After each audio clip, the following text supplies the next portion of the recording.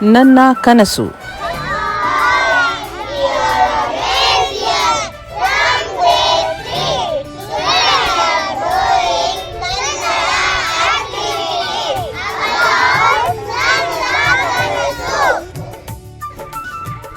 ರಾಜು ರಾಜು ಏನ್ ಮಾಡ್ತಾ ಇದ್ದೀರಾ? ಅಮ್ಮ ನಾನು ಕತೆ ಓದುತ್ತಿದ್ದೇನೆ. ಸರಿ, ತಡವಾಯಿತು, ಊಟ ಮಾಡಿ ಮಲಗು ಬಾ.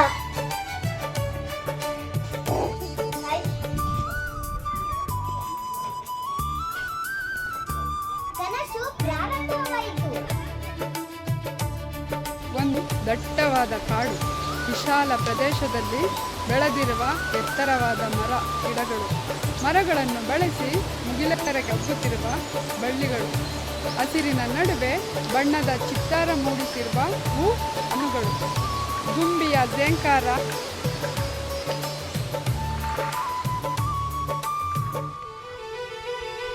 ಪಕ್ಷಿಗಳ ಕಲರವ, ನಡುವೆ ತೇಲಿ ಬರುತ್ತಿರುವ ಕೋಗಿಲೆಯ ಧ್ವನಿ, ಜುಳು ಜುಳು ಹರಿಯುತ್ತಿರುವ ಜರಿಯ ನಿನಾದ. ಇಂತಹ ಸುಂದರ ಪರಿಸರವು ಪ್ರಾಣಿ ಪಕ್ಷಿಯ ನೆಮ್ಮದಿಯ ಆಶ್ರಯ ತಾಣವಾಗಿತ್ತು. ಒಂದು ಮುಂಜಾನೆ ಕಾಡಿನ ಕಲರವದ ನಡುವೆ ಹೆಜ್ಜೆಯ ಸಪ್ಪಳವು ಪ್ರಾಣಿಗಳ ಕಿವಿಯನ್ನು ನಿಮಿರುವಂತೆ ಮಾಡಿತು.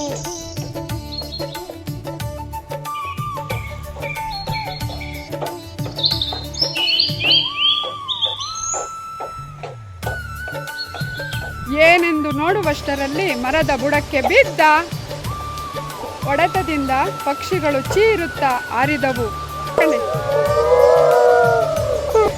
ಸನಿಹದಲ್ಲಿದ್ದ ಪ್ರಾಣಿಗಳು ಭಯಮಿಶ್ರಿತ ಕುತೂಹಲದಿಂದ ಏನೆಂದು ತಿರುಗಿ ನೋಡಿದವು. ಮಾನವನನ್ನು ಕಂಡು ಸಿಟ್ಟುಕೊಂಡು ವಾದಕ್ಕೆ ಮುಂದಾದವು. ನಿನಗಿನ್ನೂ ಬುದ್ಧಿ ಬರಲಿಲ್ಲವೇ? ಅತಿವೃಷ್ಟಿ ಅನಾವೃಷ್ಟಿಯಿಂದ ಸಾವು ನೋವುಗಳು ಸಂಭವಿಸಿದ್ದರು, ಆದರೂ ಕಾಡಿನ ನಾಶಕ್ಕೆ ಮುಂದಾಗಿರುವೆ ಎಲ್ಲಿ? ಅವಿವೇಕಿ, ಅಂಜುವರಿಗೆ ಪ್ರಾಣಿಯೇ, ನೀನು ಮಾನವನನ್ನು ಅವಿವೇಕಿ ಎನ್ನುವೆ. ನಮ್ಮ ಬುದ್ಧಿವಂತಿಕೆ ನಿನಗೇನು ಗೊತ್ತು?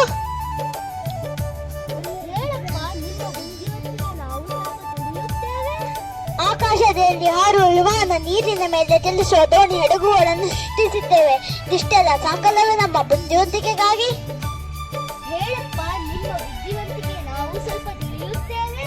ಆಕಾಶದಲ್ಲಿ ಹಾರುವ ವಿಮಾನ, ನೀರಿನ ಮೇಲೆ ಚಲಿಸುವ ದೋಣಿ, ಹಡಗುಗಳನ್ನು ಸೃಷ್ಟಿಸಿದ್ದೇವೆ. ಇಷ್ಟೆಲ್ಲ ಸಾಕಲ್ಲವೇ ನಮ್ಮ ಬುದ್ಧಿವಂತಿಕೆ ಬಗ್ಗೆ? ಪಕ್ಷಿಗಳನ್ನು ನೋಡಿ, ವಿಮಾನವನ್ನು, ಜಲಚರಗಳನ್ನು ನೋಡಿ, ದೋಣಿ ಹಡಗುಗಳನ್ನು ನಿರ್ಮಿಸಿರುವ ಇದರಲ್ಲಿ ನಿಮ್ಮ ಸ್ವಂತಿಕೆ ಏನು? ಸುಂದರವಾಗಿ ಕಾಣಲು ಉಡುಗೆ ತೊಡೆಗಳನ್ನು ಸೃಷ್ಟಿಸಿದ್ದೇವೆ. ಇಷ್ಟೆಲ್ಲ ಸಾಕಲ್ಲವೇ ನಮ್ಮ ಬುದ್ಧಿವಂತಿಕೆಗಾಗಿ?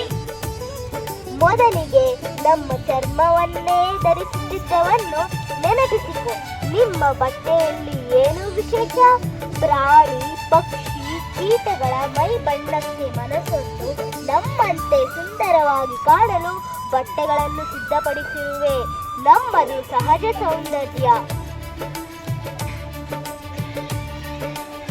ಜಿಂಕೆ ಕಣ್ಣಿನ ಅಂತ ಕಣ್ಣು, ನಡಿಗೆ ಅಂತ ನಡಿ, ಕೋಗಿಲೆಯ ನಡಿ ಅಂತ ನಡಿ ಇರಬೇಕು ಅಂತ ಹೇಳುವ. ನೀವು ಸುಂದರವೋ ನಾವು ಸುಂದರವೋ, ನೀವು ಸುಂದರವೋ ನಾವು ಸುಂದರವೋ. ವಸ್ತುಗಳು ತಯಾರಿಸುವ ನಿಮ್ಮ ಕಾರ್ಖಾನೆಗಳು ಬಿಡುವ ಹೊಗೆ ಕಲ್ಮಶದಿಂದ ಪ್ರಕೃತಿ ನಾಶವಾಗುತ್ತದೆ. ಇದಕ್ಕೆ ನಿಮಗೆ ತಿಳಿದಿಲ್ಲವೇ? ಅಗತ್ಯ ವಸ್ತುಗಳನ್ನು ತಯಾರಿಸುವ ನಿಮ್ಮ ಕಾರ್ಖಾನೆಗಳು ಬಿಡುವ ಹೊಗೆ ಕಲ್ಮಶದಿಂದ ಪ್ರಕೃತಿ ನಾಶವಾಗುತ್ತದೆ. ಇದಕ್ಕೆ ನಿಮಗೆ ತಿಳಿದಿಲ್ಲವೇ?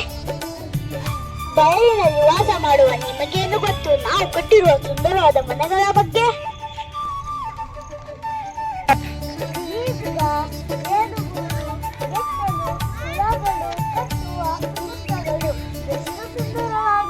ಮತ್ತು ಸುರಕ್ಷಿತ ಕಸದಿಂದ ಮಾಡಿರುವ ನಮ್ಮ ಸಾಧನೆಯ ಮುಂದೆ ನಿಮ್ಮ ಸಾಧನೆ ಶೂನ್ಯ. ಹೇಗೆ ತಿಳಿಯುವುದು? ನಮ್ಮಲ್ಲಿ ಕೆಲವರು ವರ್ಷದಲ್ಲಿ ಕೆಲವು ತಿಂಗಳು ದೇಶ ವಿದೇಶಕ್ಕೆ ವಲಸೆ ಹೋಗುತ್ತಾರೆ. ಅಲ್ಲಿ ಕೆಲವು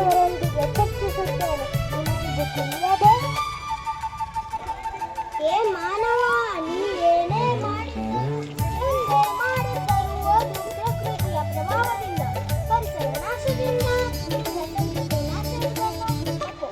ಕಾಡಿ ಮೊದಲು ಅರಿತುಕೋ, ಮೊದಲು ಅರಿತುಕೋ, ಕಾಡಿನ ಸಂರಕ್ಷಣೆಗೆ ಮುಂದಾಗು. ಸಾಲು ಮರದ ತಿಮ್ಮಕ್ಕನನ್ನು ನೋಡಿ ಕಲಿ. ನೀನು ಬದುಕುವ ಜೊತೆಗೆ ಪರಿಸರದ ಉಳಿವಿಗೆ ನಿನ್ನ ಬುದ್ಧಿವಂತಿಕೆ ತೋರಿಸು. ಹೇಳು, ಎಚ್ಚರಗೊಳ್ಳು, ಸಮಯ